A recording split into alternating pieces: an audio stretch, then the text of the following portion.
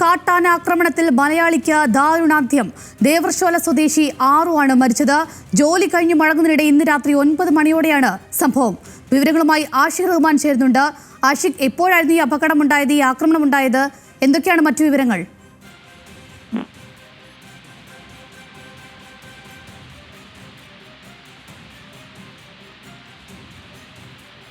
പേര് അദ്ദേഹം കൂലിപ്പണിയെല്ലാം ചെയ്ത് ജീവിക്കുന്ന ഒരു വ്യക്തിയാണ്. അങ്ങനെ ജോലി കഴിഞ്ഞ് തിരിച്ച് വീട്ടിലേക്ക് പോകുന്ന സമയത്താണ് കാട്ടാന ആക്രമണം ഉണ്ടാകുന്നത്. അദ്ദേഹം തൽക്ഷണം തന്നെ മരിക്കുന്നു. വലിയ ഒരു രൂക്ഷമായ കാട്ടാനാക്രമണം തന്നെയാണ്. വലിയ രീതിയിൽ അദ്ദേഹത്തിന്റെ രക്തമെല്ലാം അവിടെ പരന്നു കിടക്കുന്ന ദൃശ്യങ്ങൾ കാണാൻ കഴിയുന്നത്. അങ്ങനെ വലിയ ഒരു കാട്ടാനാക്രമണം തന്നെയാണ് നടന്നത്. അദ്ദേഹം തൽക്ഷണം തന്നെ മരിച്ചു എന്നാണ് ഇപ്പോൾ മനസ്സിലാക്കുന്നത്. എന്തായാലും നേരത്തെ തന്നെ കഴിഞ്ഞ ആഴ്ചകളിൽ ഇത്തരത്തിൽ മലയാളികൾ ഇത്തരത്തിൽ രാത്രിയിൽ കൊല്ലപ്പെടുന്ന സാഹചര്യം ഉണ്ടായിരുന്നു.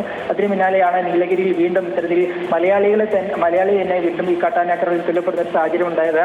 ഇപ്പോൾ ആ പ്രദേശത്ത് വനവകുപ്പ് ഉദ്യോഗസ്ഥർ എത്തിയിട്ടുണ്ടെങ്കിലും ഈ മൃതദേഹം മാറ്റാൻ നാട്ടുകാർ സമ്മതിക്കുന്നില്ല. കാരണം സ്ഥിരമായി ഇവിടെ കാട്ടാനാക്രമണം ഉണ്ടാവുകയാണെന്നും ഫെൻസിംഗ് അടക്കം സ്ഥാപിക്കണമെന്ന് നാട്ടുകാർ ആവശ്യപ്പെട്ടെങ്കിൽ ഇതുവരെ നടപ്പായിട്ടില്ല. അതിനാൽ തന്നെ വനവകുപ്പിന്റെ ഉന്നത ഉദ്യോഗസ്ഥരെത്തിയ ശേഷം മാത്രമേ ഈ മൃതദേഹം ആശുപത്രിയിലേക്ക് അടക്കം കൊണ്ടുപോകാൻ സമ്മതിക്കുള്ളൂ എന്ന് പറഞ്ഞുകൊണ്ട് നാട്ടുകാരടക്കം അവിടെ കൂടി നിൽക്കുന്ന ഒരു സാഹചര്യമുണ്ട്. എന്തായാലും വലിയ പ്രതിഷേധമാണ് ഉയർന്നത്. പ്രത്യേകിച്ച് വലിയ രീതിയിൽ കാട്ടാനാക്രമണം നടക്കുമ്പോൾ വനവകുപ്പിന്റെ നടപടികൾ പര്യാപ്തമല്ല എന്നുള്ളത് വ്യക്തമാണ്. ആഷിഖ്, നീലഗിരി കൂടല്ലൂരിൽ കാട്ടാന ആക്രമണത്തിൽ മലയാളിക്ക് ദാരുണാന്ത്യം.